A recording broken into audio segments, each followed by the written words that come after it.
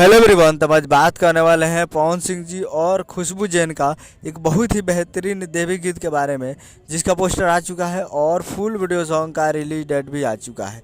और इस गाने को लिखे हैं पारंपरिक जी और इसमें म्यूजिक दिए हैं गोविंद ओझा जी। और इस गाने को गाए हैं पवन सिंह जी और खुशबू जैन जी, जो कि आपको स्क्रीन कवर दिखाई दे रहा है। जिस सॉन्ग का टाइटल है पवन करे पुजाई, जिसका टाइटल है पवन करे पुजाई। और वीडियो में आपको दिखेंगे पवन सिंह जी और श्वेता झा जी, फिट में है श्वेता झा जी। और ये वीडियो सॉन्ग रिलीजिंग ऑन 21 अक्टूबर को सुबह 7 बजे फुल वीडियो सॉन्ग को रिलीज़ किया जाएगा। यानी कल 21 तारीख को सुबह 7 बजे तैयार रहिएगा फुल देवी गीत को सुनने के लिए। और देवी गीत 2023 का है और काफ़ी बेहतरीन है। और पवन करे पुजाई जो कि इनके नाम पे ये सॉन्ग को बनाया गया है। तो ये आ रहा है नीमन भोजपुरी यूट्यूब चैनल पे, नीमन भोजपुरी यूट्यूब चैनल पे फुल वीडियो सॉन्ग को कल सुबह में रिलीज़ किया जा रहा है। तो आप लोग तैयार रहिएगा कल सुबह में 7 बजे।